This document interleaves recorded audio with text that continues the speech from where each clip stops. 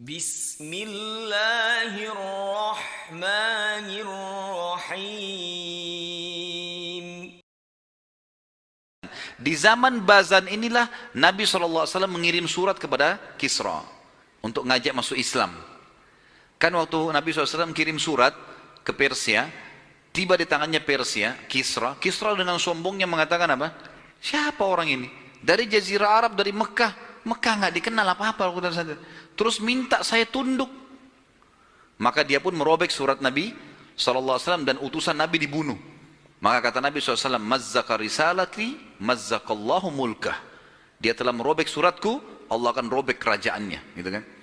Nah di zaman Bazan, cucunya, cicitnya si Hurmuz tadi, itu suratnya Nabi SAW tiba di Kisra.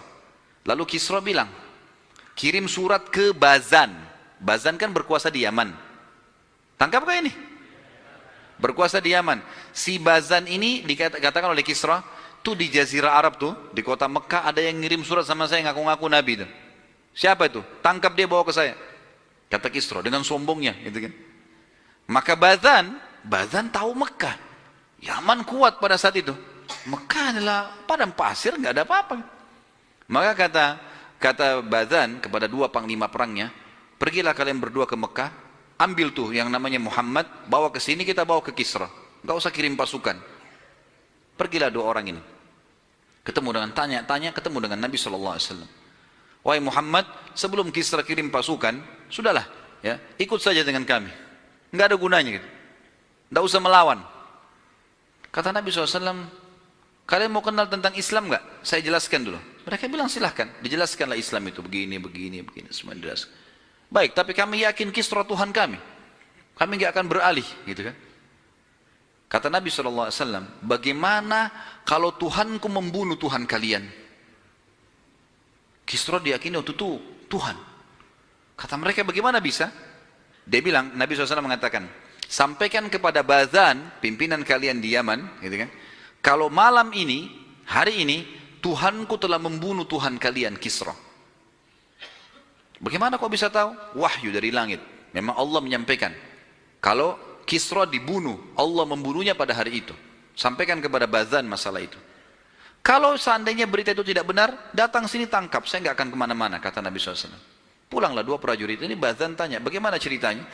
Muhammad itu kita sudah temui, dia jelaskan agamanya begini, beriman kepada Allah, Allah itu Tuhan mencipta langit dan bumi, Esa, segala macam berhubungan dengan Islam dijelaskan.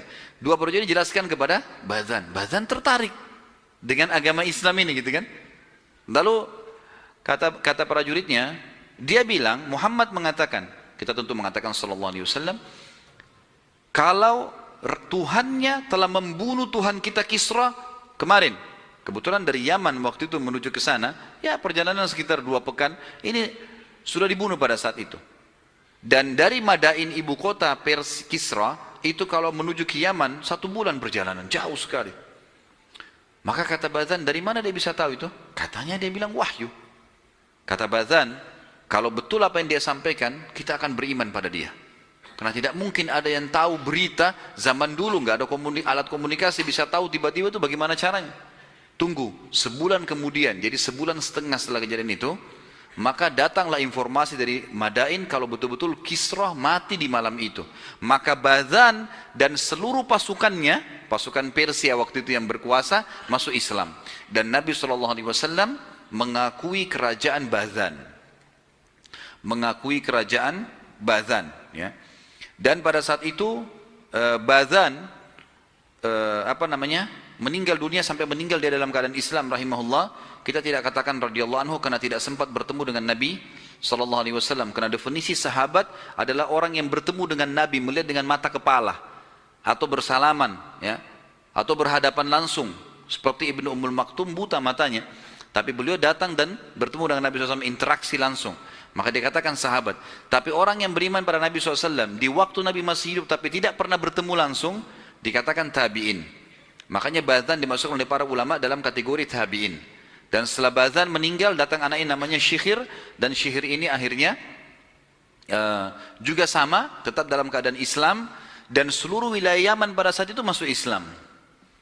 Jadi bukan cuma sekedar pasukan Persianya, Tapi masyarakat Yaman juga menjadi muslim pada saat itu.